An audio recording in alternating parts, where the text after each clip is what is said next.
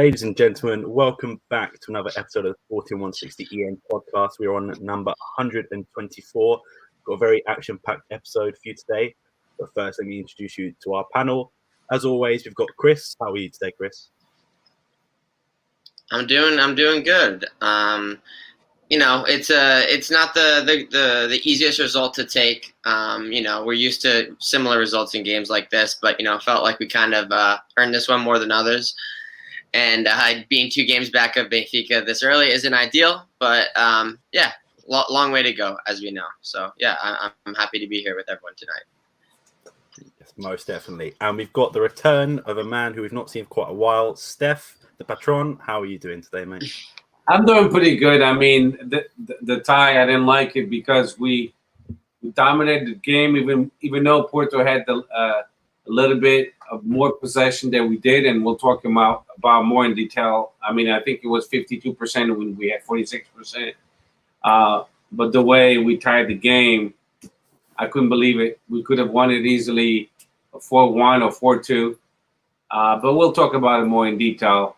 But nevertheless, it's good to complain about a tie when in the past we were concerned about losing all the time against Porto and Benfica. Now we're not happy with ties. So it's a progression. Most times they'll take the 1-1 and just both teams will just kind of take it. I'm sure. I mean, they'll probably take it, to be honest. Yeah.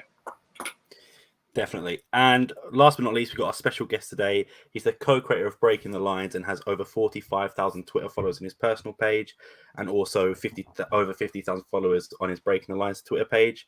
Mr. Zach Lowy. Zach, how are you doing today? I'm doing great. Thank you so much for having me on, Sam. It was a pleasure to come on. I believe this is our 3rd podcast that we've been on after PT Footy and Cortelinias. I actually just finished recording a Cortelinias podcast today with a fellow Sportingista, Manuel Mane. We discussed the weekend's action as well as, of course, the sporting game. So, really excited to be on. It's a pleasure to be on the Sporting160EN podcast, hopefully the first of many. And, hopefully I'll have you back on Cortelinias sooner rather than later. Yeah, definitely. I'm not sure if you wanted to I gave you a quick overview there. If you wanted to explain what your Twitter's about, what Breaking the Lines is about, if you just wanted to give us a quick overview for people who might not be familiar. Yeah, of course. So Breaking the Lines, I mean, we are a football-based football website, really trying to cover every angle of football. We just posted a really lengthy tactical analysis on Everton's start under Rafa Benitez, currently level with Manchester United and Chelsea and Liverpool at top of the Premier League. So definitely check that out. But we try to focus on really every angle. We just did one on Wayne Rooney, his evolution as a player. But we're also covering Portuguese football as well, on both in terms of articles as well as with my Cortelinias podcast, which is a weekly podcast that I record every Monday, discussing the weekend's action. So definitely check out that podcast. Bit more of a league-wide podcast on the full action. We are really just trying to cover all angles and increase the quality. So really excited about what we've got planned. And I've actually got an interview lined up with an ex-Sporting player this week, so pretty excited for that. Definitely something to keep an eye on. Definitely, we'll keep an eye on that one. As you may have noticed, there's no Danny. He's actually in Portugal at the moment, probably drinking a few beers and getting absolutely hammered. So best of luck to Danny. We know we've got Lauren out there as well. Aaron Barton's out there. We've got loads of people out there at the moment. So hope you're all safe, but hope you're all having a good time as well. As Danny is usually the host of this, I'm going to try and get to Twitter questions like he does, but I am not very good at StreamYard, so I'll give it a go. Let me just get it up for you.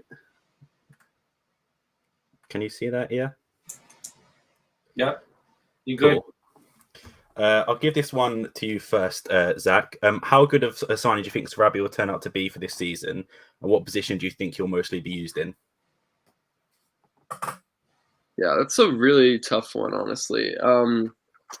Pablo Sarabia, I think, I mean, looking at the player, the quality of the player, and just what he's achieved, it's hard to think that he won't be a starter. The question is where, though. You know, where exactly does he fit in? Because he sort of plays the same position as Pedro Gonçalves, who I would argue is probably your best player.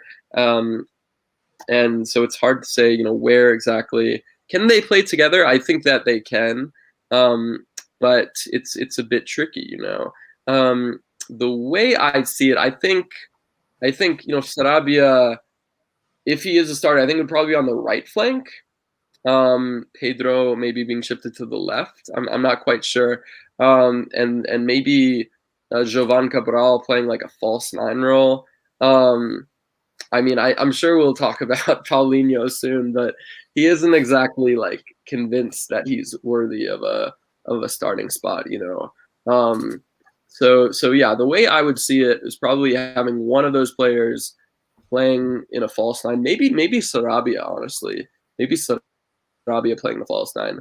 But yeah, the thing I think that Sarabia, you know, if he can deliver that same form that he showed at Sevilla just a few seasons ago, I think it could end up making the Nuno Mendes sale a lot easier to bear for Sporting fans. Because look, I mean, PSG are paying the entirety of Sarabia's loan of his wages.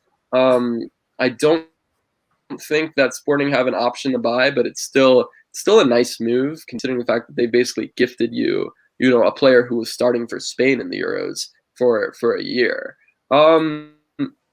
So and the fact is also one thing that's great about Sarabia is he really doesn't need to play well to make an impact. I think that's one thing that he is almost similar to Pedro Gonçalves with. You know, even no matter whether, you know, he was the star of that Sevilla team a few years ago, or if he's just coming off the bench like he's been doing for PSG for the past few seasons, he still finds a way to rack up good numbers and make an impact. So I like the Sarabia move. I think that you know, it's not having an option to buy is kind of I don't want to say that it's like terrible that's only a dry loan, but it's not quite, you know, Pedro Porto, shall we say, you know, where Sporting have an option to buy. But still, you're getting a Spain international on loan without paying a single cent of his wages. Like, that's a pretty damn good deal for me. And I think that he has enough quality to make himself a fit in Sporting's team. The issue is, though, I feel like Sporting, they needed more of a goal poacher, of an inside the box poacher. Is Sarabia that kind of guy? I'm not sure. But I think that, you know, he isn't exactly a like for like fit in that center forward position, which is, for me, that was their biggest weakness in attack. But the fact is, he's still a quality player, and I feel like Amorim will manage to find a way to include him into the team, whether it's coming off the bench or in the starting lineup. Yeah, definitely. Agree with all of that. I'll give this one next to you, Steph. How heartbroken are you to lose Nuno Mendes, considering the fee? Because we haven't heard from you since the deal was done, at least on the podcast anyway. How are you feeling about the fee and the players involved? I think it was expected. It was one of the players that we knew from the get-go that he could have been sold, and he was. Even though it's a loan of $7 million or 7 million euros, it's still a good deal. Even if he comes back, I don't think he will come back. I think the deal is it's completely done by PSG, Paris Saint-Germain. So 47 million euros. It's a good deal. I know it was the selling clause was 70. Which I found it excessive. I never thought we would sell him for that price, but we have to keep into play that Sporting, Benfica, and Porto. We need to sell to balance out our accounts. That's the the way the Portuguese league is designed is like a farm league. We make players, and then we hope that Premier League teams, or in this case, it was a French team from La Ligue, they buy our players for a good amount of money. So am I sad about it? Of course I am, because he's a great player.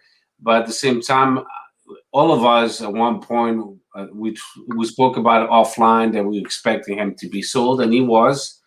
I mean, I would rather him to be sold than Palhinha or Matheus Nunes, because that's our midfield, and they've been playing really well. Best of luck to him. We'll miss him. But at the same time, Ruben Vinagre is a great left back, and we have Gaio that can play both. And then we have a couple more players from the youth academy, the up and coming, and the 16 years old from Football Club Porto. We got, I know he's only 17, but he seems to be a really good player in that position as well. So I'm not really that concerned. And all I got to say is best of luck to Nuno Mendes in Paris Saint-Germain.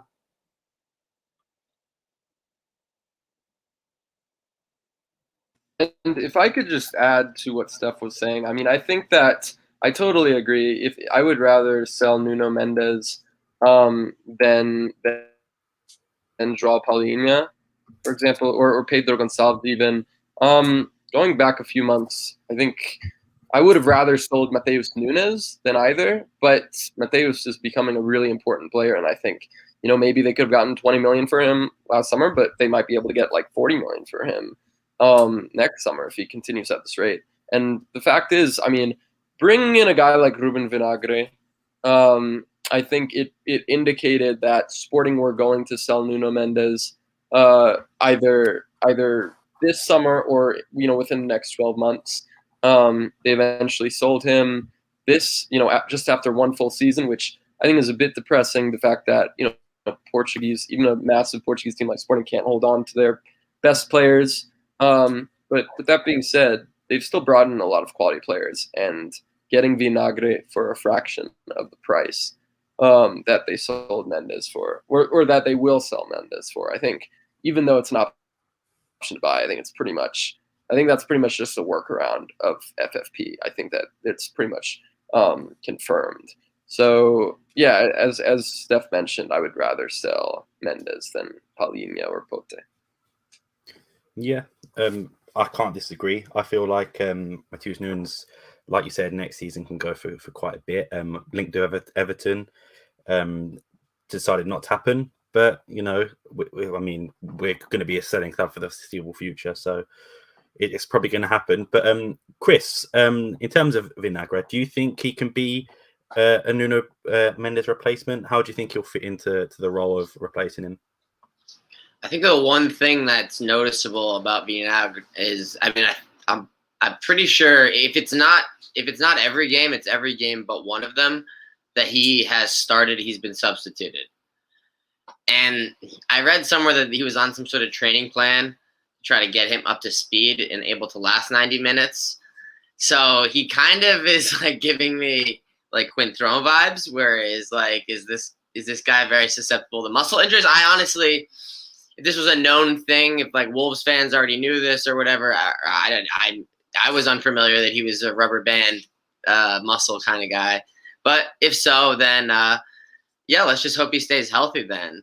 And if it means 70 minutes, I guess that's better than 70 minutes of Matheus Reis. But if we're gonna be seeing Matheus Reis like in almost every game down like the rest of the way, it's gonna bite us in the ass eventually. Yeah, Number one, Matheus Reis fan and say land. No, we all hate Matheus Reis equally over here. I think everyone, especially after a red card game, definitely did not help his estimation going up with Sporting fans, unfortunately. But you know, it's the season's still young. He could definitely turn out to be an average player at best. But Steph, I have this next question from Rick. Up to you. We'll get into the cases in the game and the refereeing. But this season, at least, how are you seeing the officiating in Portugal? Do you think it's been honest and fair? Do you have any sort of questions or anything about it? I don't think Steph's here. Chris, if you don't mind taking that one for me. Yeah, I mean, I guess it's had its moments already. I think this was a big controversial match week, I guess you could call it. There was definitely some controversy. If there's controversy in a Clásico or a derby, it's going to be big news. And if there's controversy in the Clásico and I guess the Benfica game, the controversy in the Benfica game ended up being overshadowed because they absolutely spanked Santa Clara. So the kick to the head was an overshadowed moment, but I'm pretty sure that happened when it was 0-0. So maybe if that sends Benfica down to 10 men at 0-0, it's a different game. But yeah, it's definitely one that I think kind of got lost in the shuffle. I mean, it's going to be what it is, right? I think we can all agree that it's probably better with the VAR, but at the same time, in this match week as well, we have a goal. I mean, I've never seen it before. This is the first time I've ever seen it. We had a 1 centimeter goal ruled out. I've only ever seen 2. I think Sporting160EN last season, we had a 2 centimeter goal ruled out. Thought I'd never see the 1, but we saw it in the Vizela game. I mean, that's just absurd, right? I mean, yeah, I guess it is what it is all I can say about the refereeing. It'll be interesting. I do hope that we get the French ref, like the one French ref a week, like relatively soon, just because like I wanna take it in to see what happens. Or one of the big 3 get the French ref, just so we can see, what the reaction is, just to feel it out, Well, I see Braga got the French ref last week, and it was boring 0-0. So I don't think anything like no one really made a peep about it. So yeah, it'll be interesting if there's controversy with the French ref, and it's one of the big 3. Oh man. Yeah, I mean, it's going to be a time when that happens, and Twitter will definitely explode on that one. I'll take the next one. About Paulinho, he needs some bench time to give Thiago Thomas some shine. I mean, it's probably going to happen sooner or later, especially with all the fixtures coming up.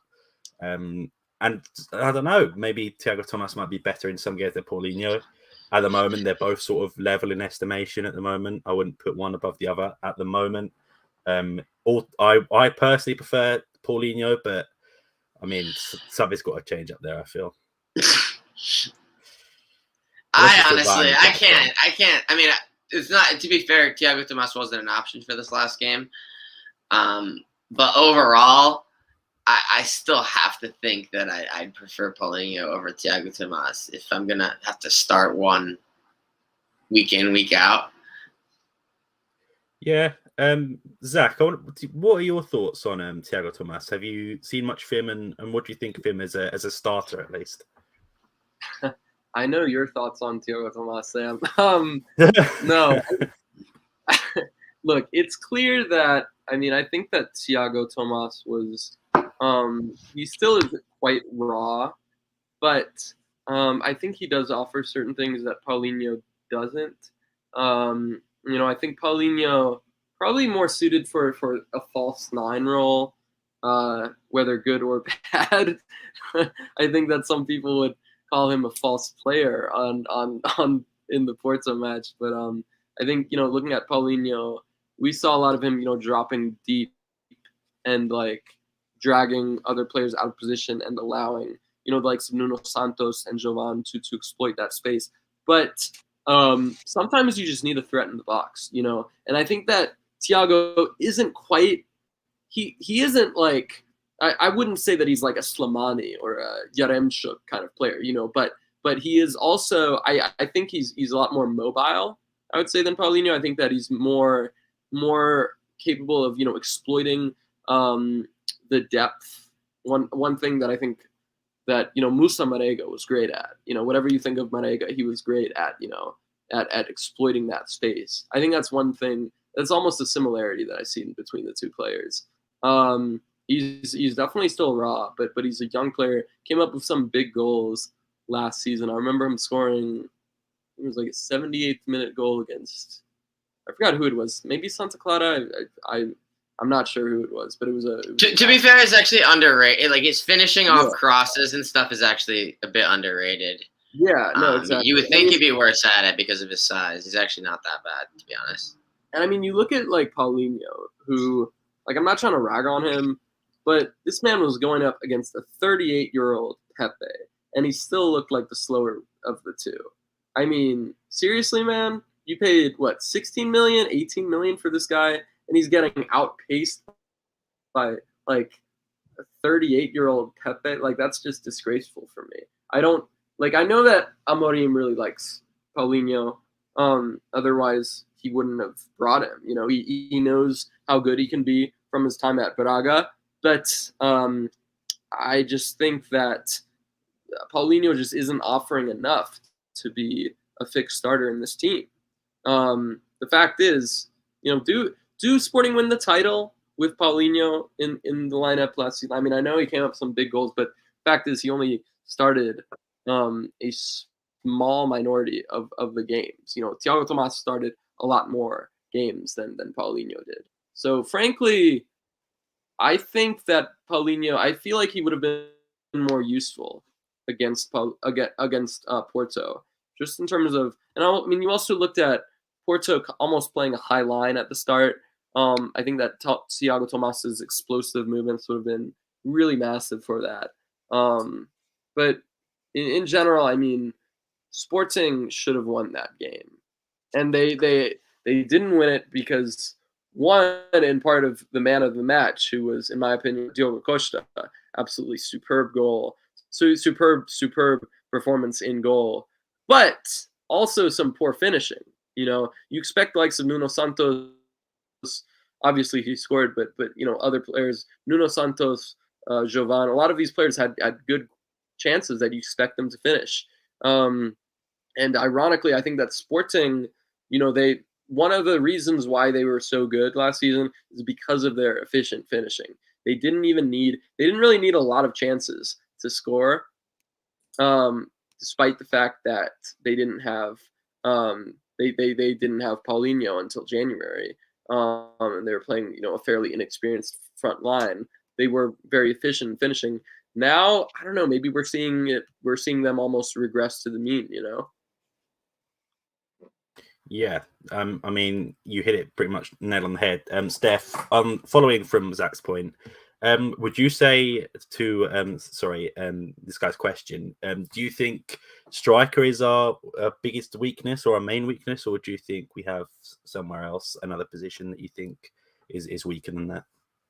I think the biggest weakness we have now, it's the striking position, without a doubt. I mean, Paulinho, he's not delivering when he's supposed to. He's had plenty of chances to score, and when you're a striker and you don't put it away, game after game, the pressure is going to be on you, and that's what's going on with Paulinho. Like Zach was saying, Thiago Tomas is a great player, but he's young and he's not a finisher. We're not expecting him to score 20 goals a season. If he scores 10 goals a season, that's a good season for him. He's more like of a 9 than a striker by definition. He's good for the last 25 minutes. I hate to say it this way, but he's not a striker for 90 minutes. He's more for 25 minutes when our main striker is already exhausted, out of gas, and then you can put him in because he bullies the defense. But that's about it we can expect from Thiago Tomas. I do like him, but it takes him 10 chances to score 1 goal, which is not good. I was expecting more from Paulinho because he's our most expensive player in the whole Sporting history, 16 million. And so far, he's been struggling, and it's not good. It's not good. It's a lot of pressure on him, and the more games he doesn't score, the more pressure he'll feel. And then now we have their fans on the stadium. Now they're supporting him, but sooner or later they will whistle, they will complain, and it's just the way it's the nature of the beast. It's just the way it is. I mean, you see the Premier League is the same thing. So the Portuguese league is a bit more aggressive when, as far as defense are concerned. So definitely, we should have bought another striker, but Ruben Amorim, for some reason, he just wanted to keep Paulinho and Tiago Tomás, which I think that was his death sentence if those two players don't deliver anytime soon. Yeah, and yeah, no, go ahead. No, carry on. No, I just think that Sporting don't have they don't have quite the same financial power as Benfica do.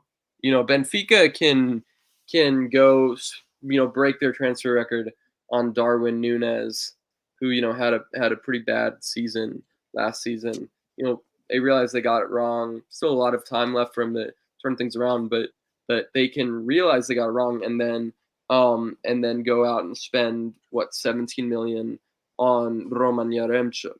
You know, that's something that I don't think that Sporting are capable of. So it's not. I'm sorry to cut you off, but it's not because we're not capable of. The thing is, Frederic Varandas, since he came to Sporting, he's doing business the proper way. As you know, Benfica, that's not the case. I mean, there's a lot of obscure businesses going on that. We could have just spent that same amount of money on Paulinho and gotten Yaremchuk. I mean, he was linked to us. We could have literally done that deal, you know, to be fair. I have no idea where Benfica's getting the money because they're inside a big hole. Yeah, well, a lot of things are about to come out in the next couple and as soon as the new years, you know, wins the elections, we'll see how the finances are at Benfica. I don't know how they pull off these deals, to tell the truth. It baffles me. They got oil, man. They found oil. No, it's a lot of businesses from Vieira, and they kicked them out to the curve, and it's embarrassing, actually. But we'll find out sooner or later. Yeah, pretty much nailed it on. Yeah, they do get money from everywhere. But let's move on to the Porto game. So it was 1-1 draw in the end. Quite an entertaining and a bit a rough game of football as well. We start with the lineup. We have Adan, Neto, Coates, Vidal, Pedro Porro, João Palhinha, Matheus Nunes, Ruben Vinagre, Nuno Santos, the goal scorer, Paulinho, and Jovan. Substitutes Sarabia, Esgaio, Matheus Reis, Bruno Tabata. Steph, I'll start off with you. What were your thoughts on the game, man of the match, and just your general thoughts? I should. Well, the man of the match, I'm gonna agree with Zach. It was Costa, Diogo Costa from Futebol Clube Porto. What an awesome young goalie. He pulled out some great saves. Nuno Santos, I think he plays the balls well, but Diogo Costa, he guessed it and he pulled some amazing saves. With that said, the whole game, Porto had more possession, like I said a little while ago, 56% against 48% of Sporting. But we had the better chances. We should have won the game by 4-2. We kept our composure. When we had the ball, we clicked as a team. The dynamics were good. We did feel the absence of Inácio. Inácio not playing, you could see that it was a little bit shaky on the right wing with Net, even though the Nets did pull up a great performance. But we knew that Luis Suarez was the best player of Futebol Clube Porto after 48 hours of being, you know, he flew from South America to Europe, and he was exhausted and he still played amazingly. And we should have paid more attention at Luis Suarez because that kick should have never happened. I kind of blame a little bit of Net. I think Palhinha was inside the box as well when he took the shot. That was a great shot, nevertheless. Great goal by Luis Suarez. No questions about that. But our Sporting deserved to win the game easily. At the halftime, we should have been up 3-0 if Nuno Santos scored those 3 goals. But, you know, it didn't happen that way. We tied the game, but I saw 2 PKs. I don't know if you will question that later. Yeah, I've got the pictures and everything. Yeah, okay. We'll examine it, Yeah, but to me, yeah, that two clip PK is one push on quads and then another punch on his face or chin. And it don't matter if he was close to the ball or not close to the ball. When you punch somebody, at least a red card should be shown, and that's an automatic PK because it's inside the box. And I question the VAR. Why do we have the VAR if they can even call those calls? It doesn't matter if it's a classic. They should be able to call it. They didn't. 13 yellow cards, I believe, Almeida showed, and one red card, embarrassing. It does not promote the Portuguese league. If anything, other friends from other leagues, from other countries, when they see that kind of game, I don't think they want to see. They want to watch our games. It's embarrassing. It's way too many yellow cards. He lost control of the game from the get-go. At the 7th minute, I think four yellow cards were shown to us in Football Club Porto, and it doesn't speak much volumes to our Portuguese referees. It's an embarrassment. I mean, the day before I was watching a Premier League game, and the referee was more concerned about talking to the players and controlling the game that way than showing yellow cards. So my advice to APAF and the Portuguese referees is to watch the Premier Leagues and see how it's done, because that's not how you control a game. He's conditioning, in this case, Sporting and Porto for the future games, the coming games, by showing so many yellow cards. In this case, example, the striker from Porto, Martinez, he won't be able to play. And I didn't think he deserved 2 yellow cards. He deserved one of them, but not 2 in the red card. I think that was way too aggressive. And I'm a Sportingista saying that. But the MVP was Diogo Costa, and the worst of the game was Nuno Almeida. I don't even think he should be a referee in the Portuguese league or any league. It doesn't matter. Not even infantis, the lower age kids. Well, the VAR was João Pinheiro, right? Yes, it was Pinheiro. It was a character, I feel like. I mean, the storyline. Yeah. Okay, and that's all I have. Yeah, Chris, take it away. Just to ask you as well, so just what your thoughts on the game was, and your man of the match. Yeah, I mean, like not to repeat too much of what Steph said, but yeah, I mean, it's a game where we had the better chances. Probably we dominated 60% of the game. Porto had probably a 40% spell of the game where they were dominating as far as possession wise, but they weren't really carving out better chances. I mean, they had one shot on target. It's the goal. There's not much that Dan can do about that one. I mean, it's an absolute banger, right? No chance. It literally was like a laser beam. Like Luis Diaz is in great form, and yeah, it's I guess it's unlucky, to be honest. We've often been the beneficiaries of that. The one especially last season, especially last season. So yeah, it's just kind of, yes, we had it coming eventually. The chances in the first half that we had, no sense. I mean, I feel like it's tough to ask him to score all 3. Be nice if he scored 2 of the 3 though. But yeah, Diogo Costa did make a couple good saves. Obviously, there's like the PK incidents. I guess for me, at least, I'm not so sure how the punch is even supposed to be handled. Because it's like it wasn't like a direct play on the ball or anything, but obviously it's still illegal. You can't do that. I think the ball was already in the air. I don't think it had been like, stopped. The ball like was in flight, but it landed at like the near post, and they were like, maybe 7 yards behind them or into the left. So I don't know, but to me the second one is actually more egregious because that's a clear goal scoring opportunity. Kawats is lining up to head home from about 4 yards out, and he gets a shove in his back, and it does just enough to put him off, and it's literally the reason he didn't head the ball and make contact.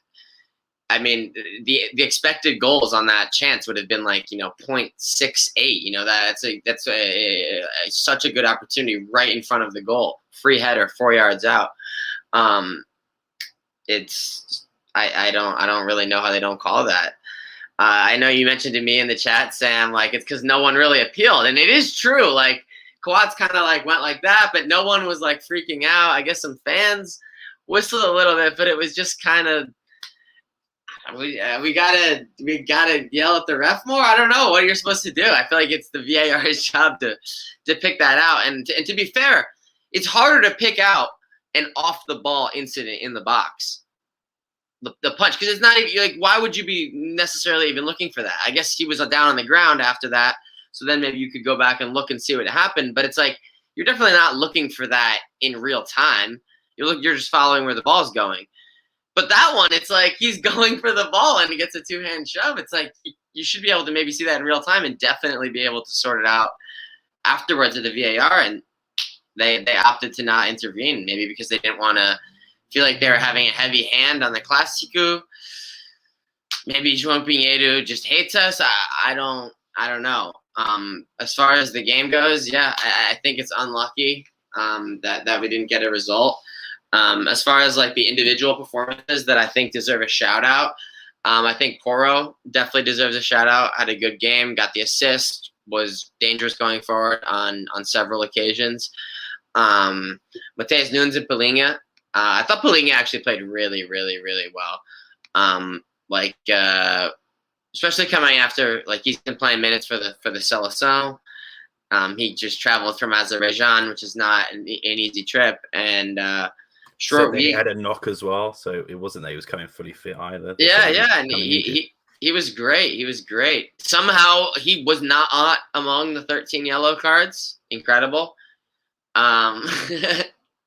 Would have lost money on that one. If you told me there was 13 yellows, I would have said he for sure would have been one of them. He was excellent. And I thought Matheus Nunes alongside him was not as excellent, but also really good. To be fair, the one thing we were ragging on Paulinho about, I mean, is this a good Paulinho game? Like, by his standards, this is like slightly above the mean, to be honest. He had that one chance, I remember, but the flicked header. Yeah, which that's wasn't not an a bad easy chance, though. Yeah, that's not an easy chance, and he forces a save out of the goalie. I mean, I don't know what more we can really expect from him there. To be fair, like, you know, the Sarabia chance right at the end where he crossed it, he got the ball in. Like, if that ball gets through, Paulinho has a tap in the 88th minute, and he's defender. That's straight through. He's a hero. He's a hero. We're talking about this all completely differently because he's just scored the tap in. But there was another chance too. I feel like it almost got through to him, and if it did, he would have had like a chance right in front of the goal. So it's like if he just got two more chances, but I don't know. Who knows? Would he have skied the open net in the 88th minute? Some will probably tell you he would. I don't know what would have happened, but I honestly don't even think this is his anywhere near his worst performance. But obviously, it's underwhelming. Still, you know, in line with his recent performances for sure. Yeah, 100% agree. Zach, who were your thoughts on the game, and who was your man of the match? I know you said earlier, but if you want to reiterate it or put some more points, feel free. Yeah, I mean, I think that Sporting were the better team. They should have won. Zach, and yeah, can you hear me? I can hear him. Oh, I can't hear him. Okay, carry on.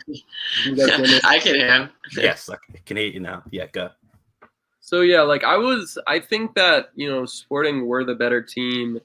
They deserved to win. Overall, I think that, you know, the shove on Kawats, I think that was very that probably should have been given as a pen. But so they can definitely blame João Pinheiro, but also they have to blame themselves for the poor finishing. It's also, I mean, obviously it's, yeah, so you bring it up right now. I think that was probably a bigger, that was bigger than the Pepe punch. So yeah, and I think that Sporting, you know, they definitely should have scored. They had a lot of opportunities. Remember I think Mbemba failed to control a back pass, and Nuno Santos was an on goal. But then of course he came up against the phenomenal Diogo Costa. I really can't get over his performance. I mean, Probably Portugal's just best. to scoot in. It's going to be tough for Marchesín to get back in the team. And I Diogo mean, Costa is on the rise. Is on the rise for Portugal. It's good for Portugal. It's a good problem for Portugal to have. For Porto, they're going to have a decision to make in like 2-3 weeks. No, that's true as well. I mean, Marchesín is a very good goalkeeper. He was, I think, probably level with Adon for like the best goalkeeper in the league last season. I mean, he kept Porto in a lot of games. Fact is, though, he's 33 years old, and Costa also has 1 year left on his deal. So if he gets kicked out and is like last season is only playing in the domestic cups, then I feel like he'd want to leave on a free transfer. But yeah, it is a good problem to have, I guess, if you're Sergio Conceição. Absolutely phenomenal, though, performance from him, keeping Porto in the game. Shout out as well to Pep. I know that he could have been sent off, but I think that he was quality, especially in the second half. Positioned himself really well to deal with some danger, as well as Luis Diaz. I mean, Diaz, like, there really aren't many good reasons to watch this Porto team, but I think Diaz is probably the biggest reason, because whenever this guy gets on the ball, man, he's just pure excitement. And, less than 2 days after playing in Barranquilla and scoring a goal, to be in the starting lineup, as well as Tecatito, as well as Tecatito and Uribe, who, of course, were also playing shortly before. But to score that incredible goal, man, that was just incredible. So at the end of the day, Porto had to rely on their individual quality in the form of Diaz as well as Costa. Was it undeserved? Maybe, but I personally wouldn't say that Sporting were robbed. I think that they have themselves to blame. They had plenty of good opportunities that they could have converted, but they didn't. So yeah, overall, I don't know. I mean, I think that Amorim, I'm not saying that he coached a bad game, but I feel like his in-game management left a bit to be desired. I felt like some subs could have come earlier. I know that I think just like a few seconds after the Ishkayo Rice double sub, Diaz scored, which is, to be fair, a case for a lot of games, because teams will sort of lose concentration, and allow them to come through. I don't know. I think Porto probably should have been off prior, because while he was good, he did look a bit gassed. I think I would have probably had him off earlier. I'm honestly surprised that Daniel Bragança did not come on. I mean, I know that he's made some performances. He's made some off the bench performances, but I don't know. I felt like a game like that was kind of crying out for a player like Bragança. It's true that Mateus Nunes had a decent game as well, but I don't know. I think that having Bragança would have allowed them to control the play a little bit more, not allow Porto to have to get into those dangerous zones. But at the end of the day, it was a bit of a freak occurrence, coming up against a goalkeeper like Diogo Costa, as well as Luis Diaz, pulling something out of thin air. I'm pretty sure that was the only shot on target that Porto had. I think that Porto had 5 shots and 1 shot on target. So I guess that is a positive sign in that Sporting were definitely the better side, despite missing out on Gonçalo Inácio and Thiago Tomás. But it also is an indication that, these occasions that they had, these chances that they had, you just can't miss them at this level. Because you're going up against a team like Porto, you're going to get punished. And they got punished. Yeah. Just to add to that, my thoughts on it. So I'll talk about the cases first. So the Pepe one, I don't think is a penalty or a red card. For me, it's just, I feel like some of them still images look a lot worse than they do in real time. It's not a full punch. It's not a full punch. It's a 75% punch. It's not a closed fist. It's almost like trying to like what they do at corners, where they just try and like push each other out the way. I think it's just it did connect, no doubt, but I don't think there was any malice behind it. I know Pepe has got the history with it, but I think it's just one of those cases where a still image looks a lot worse than it does in real time. The Coates one for the push, completely agreed. That was a penalty. I said to Chris, if more Sporting players appealed for that, then the VAR almost has to take a look at it. But the way they sort of just played on, I don't know if that was due to any sort of, because everyone was on a yellow card or something. They just didn't want to appeal to try and get another one. But yeah, 3 yellow cards in the first 2 minutes is ridiculous for any league, let alone ours.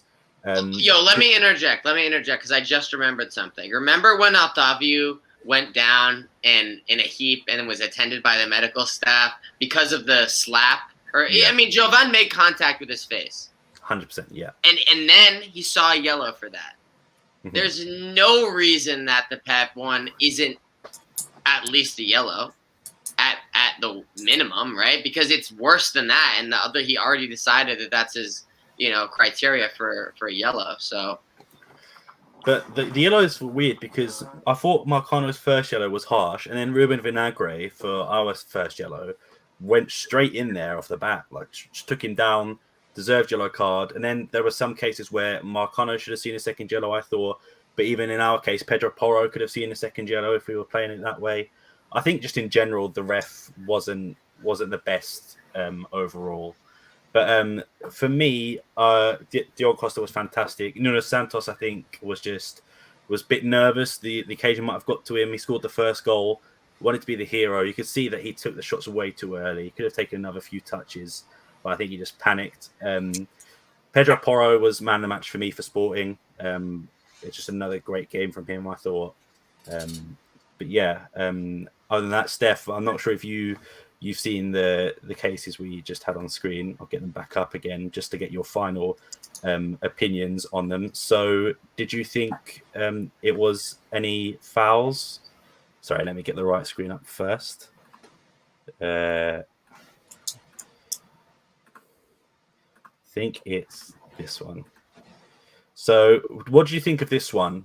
It was Diogo Costa catching the ball and running into Matheus Nunes. Again, the still image looks a lot worse. Was there anything in this one, do you think, Steph? I mean, when you look at the picture itself, you would say without a doubt it's a PK. When you look at the whole play in a regular motion, then you have doubts. So my question is, why do we have the VAR? The VAR exists to make those tough calls. It's not up to me or Zach or Chris or you or any Portista or any Portuguese to make these calls. It's up to these professionals. So was that intentional? That's the question. If it was intentional, then it was a PK. If it was part of the play and he couldn't avoid it, then it's not a PK. But that's why we have, again, the VAR. And if they can make those calls, then we need the French league to lend us some referees, which will happen sooner than later, ASAP. In your opinion, though, do you think that was deliberate, or you think it was just a collision? Yeah, to me, it's a PK. You could see the maliciousness. Look at his footing of Diogo Costa. He went there purposely. He could have broken his colleagues, his fellow players, professional player ankle. I mean, it's around the vicinity of being super aggressive. He should have be shown a red card, and he should have been a PK, without a doubt. I just think that I'm not even one to that's one to known to cry about the referee, and I'm not even crying that much about the referee for this game. But it is truly hilarious that this is against the known number one crybabies. Like, these guys are unmatched, at least in the last year or two, and they're crying. And I mean, it's just so funny that in such a critical game like this, the Bashta boys. I mean, where's what the fuck's his name? Marx, right? Is he gonna come out with any statements today, big guy? Or it's just. To me, it's the most cringe football club on the planet right now for me. Super Dragões, so cringe. FC Porto, communications department, so cringe. Just overall, the cringe club of Portugal in my eyes. You can disagree if you want and think Benfica is worse or whatever, but Porto for me is unmatched recently. To me, it's really simple to explain this specific play. if we have no VAR, I would give the benefit of the doubt to the referee. But we have the VAR, and they chose to be silent and not do anything about any tough call. And to me, that's hard to swallow. Then it defeats the purpose of having the VAR. It's so funny because you know that the VAR would be willing to intervene if this was Sporting160EN, right? They don't feel like there's a massive pressure on their backs. Like, oh, you call the PK? It's Moreirense, whatever. But they don't want to make the big calls in the big games because they're cowards, you know? That's the only thing that I can think of, you know? Yeah. Yeah, I'm gonna just agree with Chris about the most screens coming in Portugal. And I don't mean this in any malice, but like Sergio Conceição is like a known sort of thug. Even back in his playing days, he's got the Rasa mentality. And you've got Otavio, you've got Pepe, and I'll give credit to Porto. If you have those players on your team, then you love it. Watching Pepe play for the national team and shithouse his way through games is fun. And it is great to have. And that's why I think Otavio on the national team is probably a good thing to have as well, because he does piss off a lot of opposition players. But in terms of the whole club, it's like I said, it's sort of from the top. You've got Conceição, then you've got Pepe, who's obviously very. I'm not sure if he's the Porto captain. I think he might be, and then it just goes all the way down. So even to the son of Conceição, he's just with that as well. Main strategy with him is to sub him on late to try to draw a PK, which is just a hilarious. I'm the PK drawer off the bench. Is his usage. Yeah, definitely. Zach, as the unbiased one here, what are your thoughts about Porto in general from an outsider's perspective? My thoughts on Porto in general. Look, I think that Porto, obviously a tremendous club in terms of what they've been able to achieve.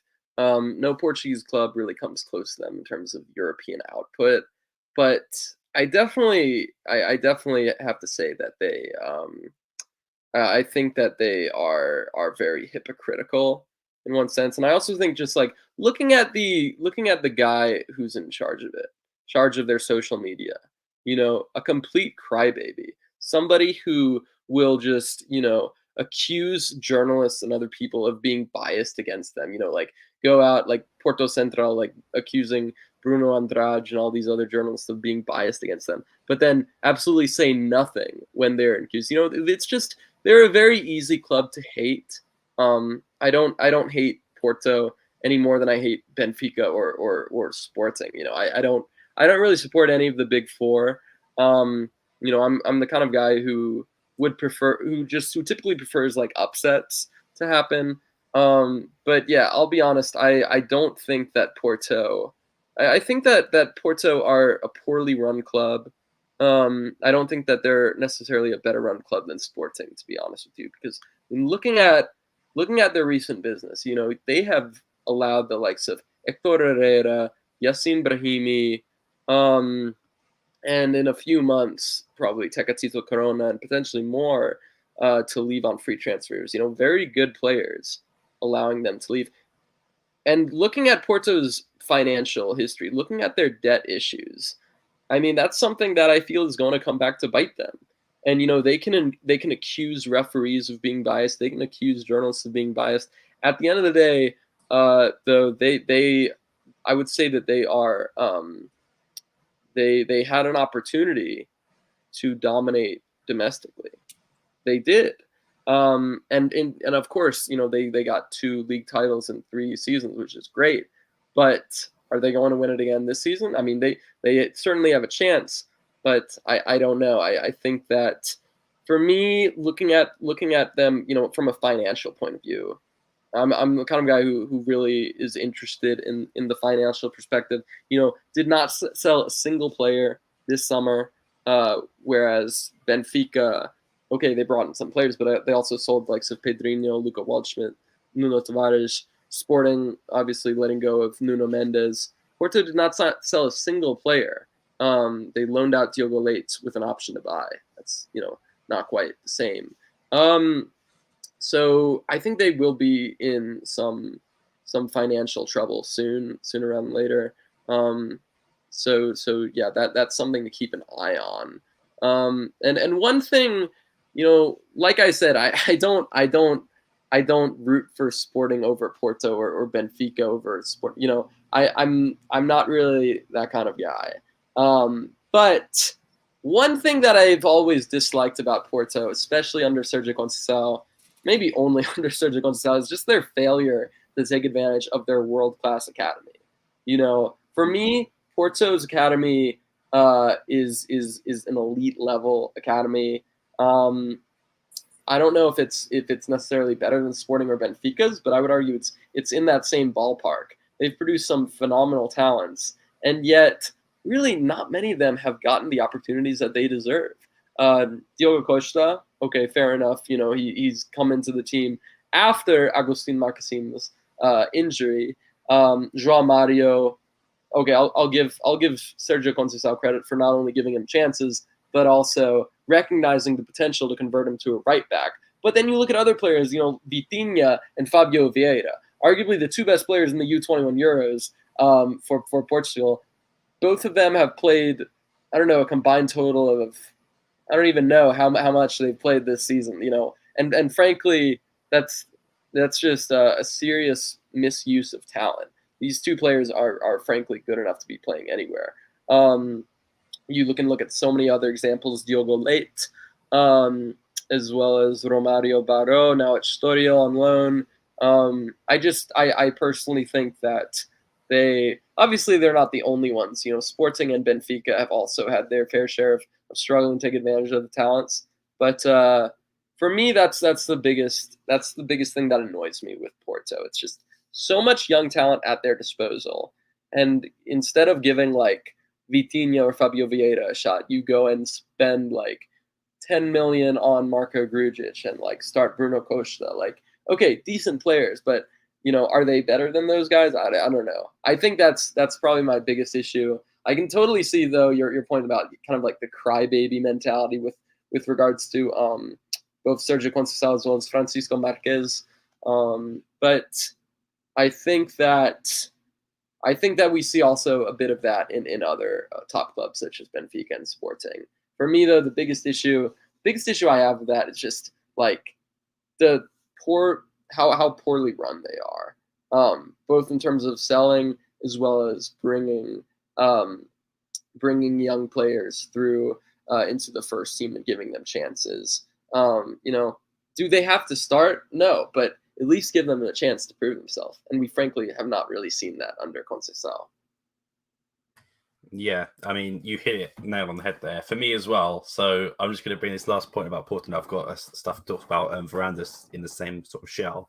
So Porto fans and the management, the Basta campaign last year was so funny because when they were found guilty of corrupting referees or they got off on like an O.J. Simpson, he didn't do it type of way. But to then complain about referees not calling stuff in your favor is just laughable. But it's Peter Dorada's been and gone. We can forget about that. But just in terms of to Sporting, like you said, I think Chris and Steph would agree. Especially recently, Veranda's comments have been, in interviews and press releases, is about the rivals, and it's like, well, we don't really care about if we've won more titles than Benfica and Porto. We just want to win titles. We don't care about them, and the fact you have to keep mentioning them means that you're clearly worried about them, and that's your sort of goal. I don't know if Steph or Chris have anything to add on his recent comments. You muted Chris, by the way. Oh yeah, no, I definitely noticed that too, and he hasn't even really said that much as I would have thought he would have recently. You're gonna start seeing him pop up a lot more as we enter the election season. I guess we're technically in it. I hopefully bring you some more coverage of that if there even is an election to cover, or if it's just him running unopposed, then there's no coverage to bring you. So we won't do that then. So we'll be tracking it over the next 6 months or so. But yeah, I mean, whenever he does speak recently, he's always chatting about the rivals. So that's great, man, that we've won more titles than them in the past 2-3 years or whatever. But let's keep it going. Let's keep it rolling, right? I mean, let's set a new standard for the club, right? It's a guy who's always talking about novo Sporting, like a new club, a new leaf, a new chapter here. So the old chapter is the Sporting is the third club in Portugal, right? That's been the case for like 75 years. So in this new club, then maybe we can be the perennial powerhouse of the country. So if that's the truth, then I don't see why we need to constantly be measuring ourselves with other clubs. Yeah, agree. You said about election season. It doesn't matter who runs for me. I feel like Varandas has got it in the bag. Yeah, I agree. Even if they let Bruno Carvalho come back, there's no way he wins that election. Steph, do you have any thoughts? I think Inácio is probably the only person who could maybe challenge him and he probably would still lose, but it'd be like 60-40. But anyone else is going to be like 80-20 or something. Yeah, definitely. Steph, I'm not sure if you had any comments on Varandas' latest comments or just him in general recently. I agree with David Oliveira. He just he hit it on the head of the nail. I like Varandas' communication style last year. He was so quiet. It was awesome. And Mourinho was the perfect communicator. He needs to go back to that. Totally agree, 100%. But he needs to pump himself up in the next 6 months to ensure your vote. So he needs to talk more. But the problem is when he talks more, he often does that. If it's below 30 seconds, I'll take it. But it shouldn't be no more than 30 He'll go away again. If he wins in March, he'll go away again. But he needs to talk, right now. Yeah. So whatever Varandas is doing behind the scenarios, it's working. Because if you look at the club overall, we did amazingly in 2021. Not only in our football team, but also modalities. We dominated, exception for handball, which was Porto, and they deserved it. They have a better team, and Benfica in volleyball, and we still managed to win the Portuguese Cup. So everything else, we crushed it. So whatever moves they made, they offloaded all the extra players, and we only kept Renan because Renan doesn't want to accept any deals. He basically says, I'm comfortable in Lisbon collecting my paycheck, and it's not his fault. I mean, the contract was signed, and it's our fault. But, I have to give kudos to Viana and Varandas by offloading all the other players. Because even though we only sold a couple, but those couple altogether at the end of the summer, it could be up to 75 million altogether. So that's good business because a lot of these players were making 1.2, 1.5, a lot of money, and to pay a player not to play and to be practicing with the B team and not even playing for the B team, to me, kills me. So good job on that front. Besides that, what he said, I mean, it's a realistic comment. He's not lying about that. All he did was Google the stats. We won more titles than Benfica and Porto put together the last 2 years. He's not lying about that. But, it's not something to really be excited about because who dominated the last 10 years? That's how I look at it. I don't look at 2 years only because it's convenient for me because I'm running for elections in next year. So the last 10 years has been a mix of Benfica and Porto, and they're the ones who've been dominated.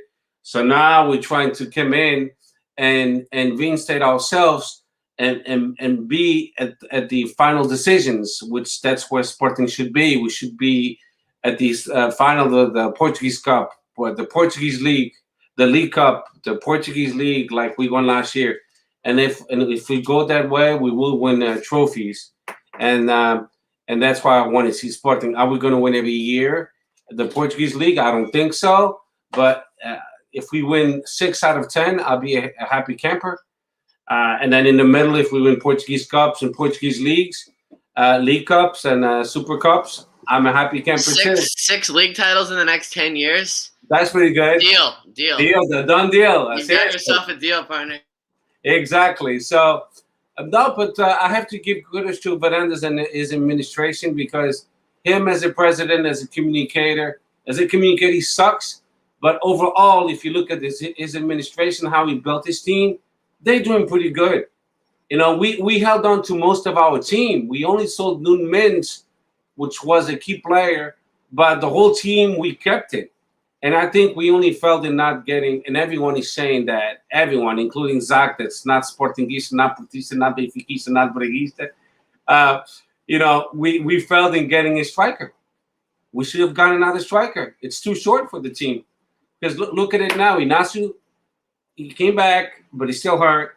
Porto is still hurt. He might miss. Ajax, and he might miss Estoril. And Estoril, they're playing good. They're in second place.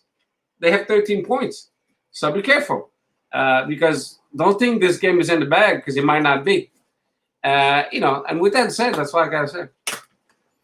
Yeah, we'll get on to Ajax a bit later. Steph, I don't know if you have your modalidades ready, or do you need some time to get those? I mean, I can wing it. Basically, our ladies won the Super Cup, and I think Danny spoke about it. And our Spanish striker that we just got scored the goal, and Joana Marchal scored the second goal against Benfica, which is a super team. I have to give kudos to the Benfiquistas. They qualify for the Champions League. It's the first time ever for a ladies team. So kudos to them. They have a great player. I wish she was our player, Chloe, the Canadian. Too bad we didn't get her, because she's an amazing player. She scored a hat trick on the last Champions League game that qualified them to the group stage. So, you know, I'm fair and square when it comes to that stuff. The basketball team, Chris mentioned it on Twitter. We lost badly. The first quarter was evenly. We played like shit. After the first quarter, we played like shit. We did. Second quarter was a disaster. Third and fourth, don't even mention it. So I don't think we're going to. The Champions League is done, because we needed to win the 3 games. So we might qualify for the Liga Europa, the second tier, but we have to win the last 2 games. And then if we lose one, we won't qualify for anything. So it's not even the Liga Europa. This was already the Liga Europa. It's like more like the conference, I think. This was the Champions League. The other one is but there's still like the Euro basket, which is above this still. FIFA. You know? Yeah. Yeah. So this was already the second or third, but we missed out. We done. End of story. Yeah, but we still need to win 2 games to go to the least important international competition. Then in volleyball, our ladies won the tournament at Porto. So kudos to them. In table tennis, we won the Super Cup. Kudos to them. In track and field outdoors, we won, ladies and gentlemen and gents. So kudos to them as well. We lost in handball against Football Club Porto, 34 to 29. Porto overall is just a better team. We're not going to have a chance this year unless we get a last-minute great player, because they have the better team. I don't see Sporting or Benfica or ABC getting even close to Football Club Porto in handball. I think they will dominate. In basketball domestic, I think we still might have a shot to conquer the second title. But that's all. Our team is built for domestic competitions, not international competitions. Okay, in Patins, we lost in the Elite Cup. And then we were fighting for the 4th and 5th spot. We won against Benfica 5-3, which was a good scrimmage game. It didn't count for anything, because that cup is not – it's actually an official cup now. I just learned it today. So we could have won that cup, but it was won by Kid Barcelos. They won against Football Club Porto 5-3. So good for Kid Barcelos. The last time they won a official competition was 15 years ago. Don't ask me why I know this, but I just know it. It's not even my team, but I like modalidades. They're always right there, but it's tough for them to win a title. You know? Yeah. Our national team in futsal won 4-1 against Thailand today in the futsal World Cup. So that was a nice start. We started losing, and then we tied the game. Com Bruno Coelho. And then the Sportingistas, we finally dominated Zik, Eric, and then Varela. They scored the other 3 goals, and we won 4-1. That was a good game. Overall, I'm very optimistic with the modalities. I think this year we'll have a good season overall. Futsal is looking good. Okay, Patins is looking good. I don't really pay attention to what happened to the loss against Juventude Vienna, because it was just a scrimmage game. The real competition will come soon, though. We have the Latina Cup that we'll play against the Spanish team for the final. So we better win that one. And in the youth, we've been okay. This under 23, I think we tied 1-1 against Farense away. Right, Chris? Yeah. In the under 17 juveniles, we've been dominating. Under 19 juniors, it's ups and downs, ties and wins, but we haven't lost. And Iniciade's the same thing. So, for now, that's all. The season is about to start for the modalities. And the best of luck to them. Cool. Thank you as always, Steph, for that. We move on to our final stage of the podcast. That is a preview for Wednesday's game at 8 p.m. versus Ajax in the Champions League. I'm going to hand this one off to Zach. I'm not sure how much Ajax you watch, Zach. For me, I don't know about Chris and Steph. If they watch much Ajax games. I know they won 2-0 last week with a Sebastian Haller brace. Do you think Sporting's going to struggle? And what are your predictions and your favourites for the game? Yeah, I'll be honest. I don't watch much Ajax. I've watched a lot of Ajax in the Champions League under Erik ten Hag, but I don't have a great idea of how well they've done this season, so I can't comment too much about that. But as for Sporting's point of view, I think that they will. Dutch international Davy Klaassen is out. That's coming out tonight. Right. Just putting that out there. We're missing players as well. We're going to be missing Pot, and Ignacio and Tomas are rushing against the clock. And Coates suspended. Yeah, so going to be short at the back, probably. Anyways. Yeah, short at the back without Coates, as well as I think Ignacio. Potentially, we'll see if he's fit. So potentially, yeah. I mean that's definitely a big blow. And yeah, I mean Ajax, they are a tricky team to play against, and we've seen that in looking at European competition. They have quite a few tricky options in attack. I think looking at likes of Sebastian Haller, Dusan Tadic, Steven Bergwijn. Yeah, I think that with Putin Coates suspended, it will be played at Sporting, but I don't know. I think I would expect Ajax to probably be favorites for this game, looking at the amount of quality they have. And yeah, it's a really big test for Ruben Amorim. I guess it is the first Champions League game he's coached ever, the first European game since Laskins, right? So yeah, definitely going to be a big test for them. But I don't know. I feel like, without Coates and without Pot, it's going to be really tough to secure a victory. Yeah. And in theory, it's supposed to as far as looking at advancing out of the group, like home game against Ajax. I mean, all three of the home games you got to be looking at as opportunities to secure 3 points. So, I mean, I guess we'll see how the game looks, but a draw. I mean, I guess it's not the worst result in the world. I mean, if we get battered, we're definitely in trouble. Yeah, I was just looking at their recent fixtures. They've won 2 games 5-0, once against NEC and once against Vitesse. They did draw to FC20. But, like Zach said, they're always a team that are in the Champions League. And, it's not that long ago they made it to the semi-finals, I believe, or quarterfinals against Spurs, which, I mean, a miracle run, but it shows they have the quality to get there. They've still got quality players, especially Haller, Tadic, as you said. But looking at our other opponents as well, so Dortmund travel away to Besiktas, and it reminds me of like an NBA playoff game 1 that we need to win, sort of set the precedent. If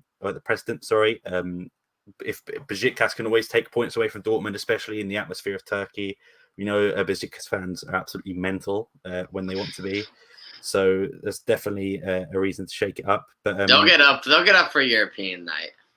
100. We'll see them on Twitter, especially when we play them. They're all over. They'll invade. Yeah, they'll invade the page. Yeah. What are your thoughts, Chris, on Ajax? Do you know much about their recent form? Or? No, not much more than anybody else. And just like reading stuff on Twitter. Yeah, I think that they are. They're looking at it the same way we are. They see it as a result that is attainable. But at the end of the day, they probably realize they're on the road. I'm sure that they'll probably take a point out of this game. We'll see what happens. Maybe at the end of the day, we'll be happy to take a point, depending on how the game looks. But I feel like a loss would be not good, especially if the other game has a winner. If Dortmund wins 2-0, and Ajax beats us, then the pace is set, and we're behind it, Yeah, definitely. Zach, I just wanted to get your opinion as well on the other game in our group, which is, as I mentioned before, Dortmund traveling away to Besiktas. Now Dortmund is everywhere. Everyone knows them. They've got some star power with Haaland, and they've got Portuguese international Rafael Guerreiro. They've got Marco Reus, Hummels. They've got a really good team. How do you envision that game going? Or would you agree that Dortmund are probably the favourites to get top spot in the group? Yeah, I think I'd probably say Dortmund are favorites to get top spot in a group of, let's see, Besiktas, Dortmund, Ajax, and Sporting. Yeah, I would say I caught a bit of the Leverkusen match. I also watched the game against Freiburg where they lost 2-1. Having the likes of Erling Haaland and Marco Reus and Daniel Malin. I mean, ton of quality in attack as well as in midfield. I think the defense is probably their biggest weakness. They've brought in Gregor Kobel to provide an upgrade between the sticks. But looking at that defense Rafael Guerreiro, he's a quality player, but on the right side, I would expect it to be Thomas Meunier, who I think is a player who could be easily picked apart by the likes of Pedro Gonçalves and Chauvin. Center back pairing, Manuel Akanji is a good quality defender. We saw that at the Euros. Likely going to be playing next to, I think, probably Pongracic, the new arrival from Wolfsburg. I think that, but in general, I would say the right back as well as center of defense is probably their weakest point. But looking at their quality just in the team, I don't think that Sporting or Besiktas or even Ajax have that same amount of quality. Let's not forget that they gave Manchester City quite a tough time in the quarterfinals this year. Yeah, I don't know if Steph's here, but if I'm sure he'll turn on his camera when he's back. But Chris, just asking you the same question. Besiktas Dortmund, like I said, not an easy away trip to go to, but do you envision the same result as Zach, as Borussia Dortmund being the outright favourites? You're still muted, by the way.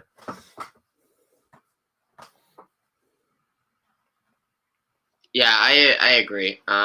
We'll see what happens. Obviously, we'll see how good Besiktas looks. Right, it's another team that I actually watch a lot of Besiktas. I hate to admit it because I have BN Sports in our cable package here at the house, and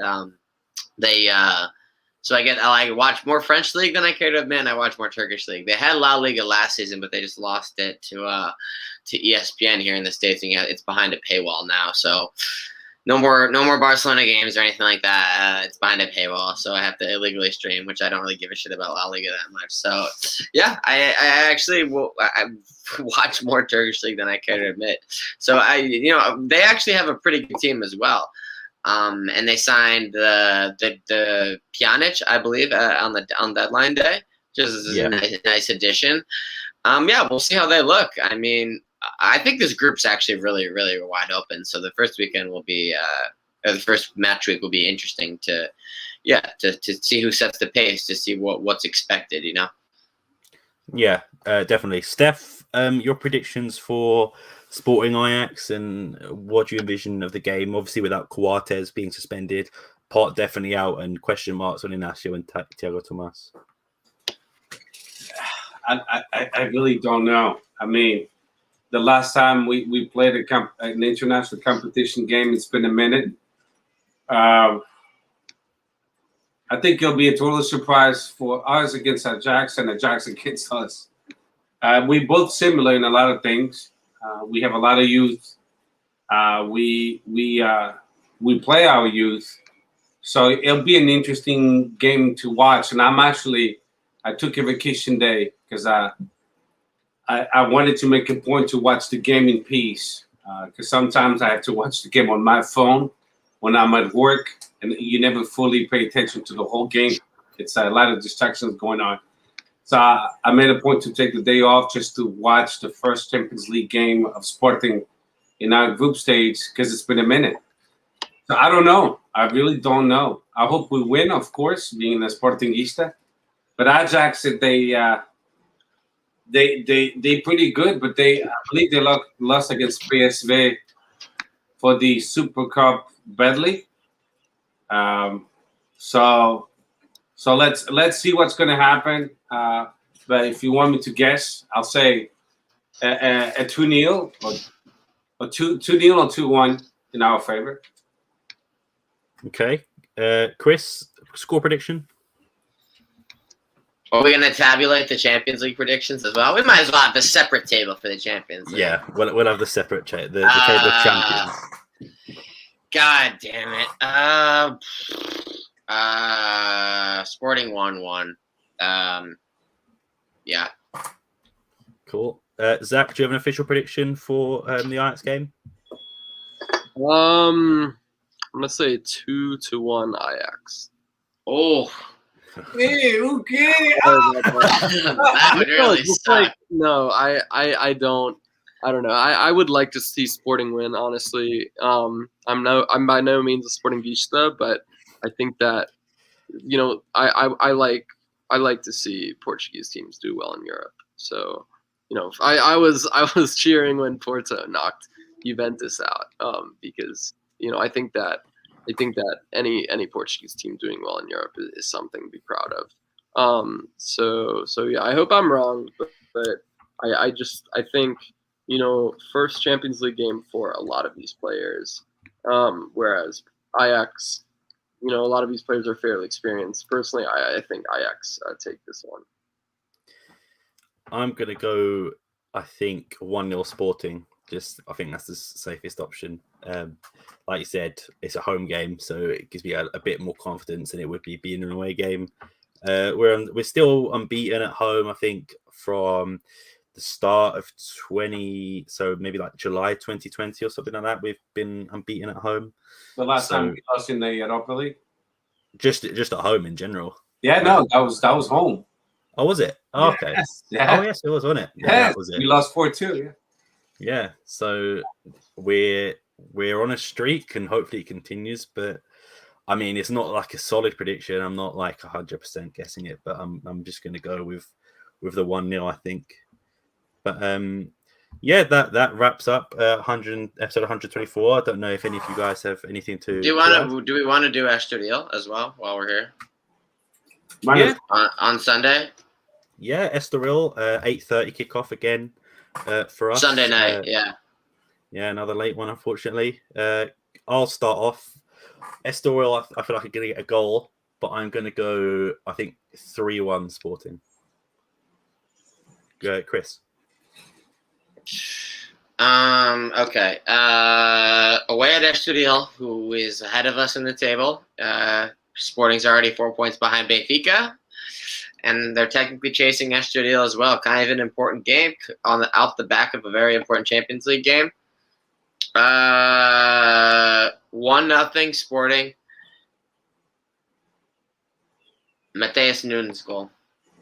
Oh yeah, I forgot to guess the goals. I'm going to go for Nuno Santos to get one, and then Pot to get the other two if he's healthy. I think he's out. I think he's ruled out. Yeah, he's out.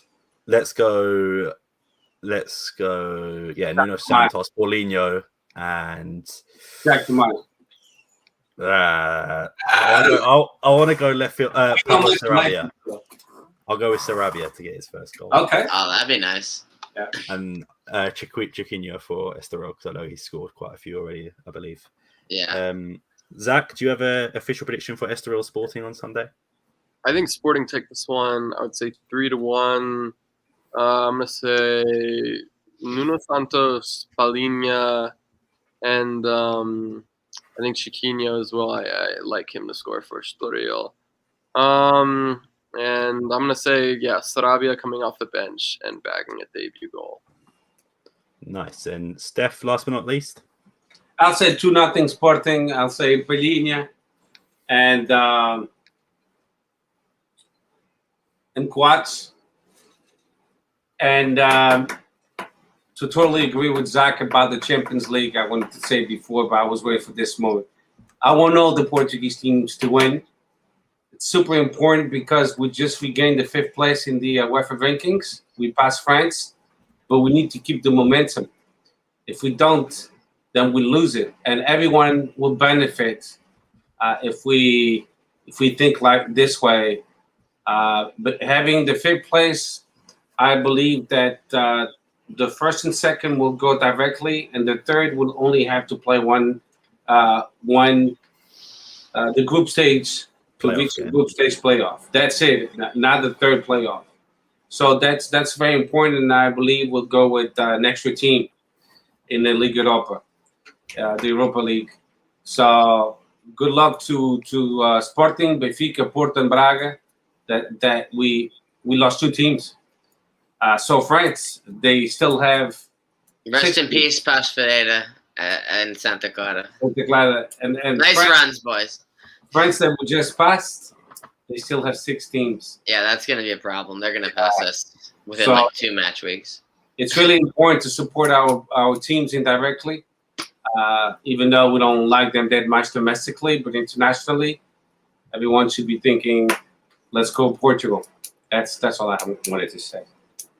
And one thing I would also say is that, like, we've talked a lot about how much, like, we hate Porto and all that stuff, but, like, Porto have low-key been carrying Portuguese teams for a while in Europe. You know, they've made it. Make the knockout rounds almost every time. Yeah. They make it to the knockout rounds almost every time. And I think they've made it, 25 times at this point. I think only, Real Madrid have more. And, of course, they've made it far quite a few times, whereas, like, so Benfica have crashed out. Sporting, haven't really done any better than Benfica. So I think that this is definitely a unique opportunity, having each of the 3 Portuguese teams in the group stage. And it's like, I feel like this is super important for them to prove that, look, okay, being 5th in the UEFA coefficient, it's not just a fluke, we are actually improving a lot. And we saw just like last season where okay, yes, Porto made it past Juventus, incredible achievement, but then obviously Sporting losing to Lask in August, Benfica going out to Arsenal, Braga losing to Roma, okay, some tough opposition, but this is Portuguese team's moment to prove that, look, this is not just a fluke. We are actually the 5th best team, 5th best league in the world, and we are not just like going to be carried by Porto, who, for all their flaws, will have a pretty damn good record in Champions League, especially under Sergio Conceição. Yeah, No, without a doubt, Porto's done phenomenally in the Champions League, but we can't take away the credit. Even including Sporting last year, we did terribly. We didn't help at all. We didn't get a single point for the coefficient. Yeah. One game, one loss eliminated. No, we beat Aberdeen. I think. Oh, we beat Aberdeen. Right. We got like 0.2 points for the coefficient. But before that, because the coefficient, it's the last 5 years. So the season 5 years ago. Yeah. And then it goes on to 2021-22. So the worst season we had went away. So now we have the best seasons, and that includes outstanding performances by Sporting in the Liga Europa, because it's the same point system in the Liga Europa and Champions League. Porto did well in the Champions League, and they've been doing well every year. I'll give it them that much. But Sporting and Benfica, and taking away last year because we didn't do shit, they did fairly well in the Liga Europa as well, which gave a lot of points to Portugal, because Porto couldn't get all these points, and Portugal clinching fifth all by themselves. It had to be as well Benfica, Sporting, and Braga. Braga also, they were very consistent the last couple of years in the Liga Europa. Porto did better in the Champions League, but everybody else was giving points to Portugal also in the Liga Europa. I don't want that to be a misconception and to be missed. But indeed, give it to Porto. The best we ever did at Sporting was a quarterfinal. And Porto has reached the final, won twice, semifinals, quarterfinals. They're the better team in the Champions League. Kudos to them. As far as international, Porto is the best team in Portugal. They have 7 titles. Benfica has 2, and we have 1. And Braga, if you count the Intertoto Cup, they have 1 as well. Yeah, I believe the last time Sporting made it out of the group stage was against Bayern Munich, and we all know how badly that went down in 2009. I believe, correct me if I'm wrong. But yeah, we definitely need a bigger outing this year. But yeah, that wraps up podcast 124. Thank you, Zach, for joining us. If you want to follow him on Twitter, it's at Zach Lowy and at BTL Vids. Correct me if I'm wrong, Zach. Do you have any final thoughts? Oh, thank you so much for inviting me onto the podcast. It was a real pleasure to come on and meet Christian and Steph. Yeah, I definitely want to be collaborating more with you guys soon. And keep an eye out in the next few weeks for my interview with an ex-Sporting player who is making a name for himself outside of Portugal. Most definitely. I'll be watching live. Yeah, that's exciting. That's exciting. I like it. Thank you. That's all. Definitely be retweeting that. And just for your information, me and Chris will be on your screens again this week or Thursday, same time, for a review of an Ajax game that we have with a special guest yet to be announced on Twitter. So do follow us there at Sporting160_EN. Same with Spotify, Sporting160EN, Instagram. You know, Danny likes to say TikTok and OnlyFans as well. Coming soon. But yeah, thank you all for watching again. Thank you for Zach. Make sure to follow him on Twitter. Thanks again to Chris and Steph for always joining us. And we shall see you soon once I get the banner up and I can find it. Viva Sporting.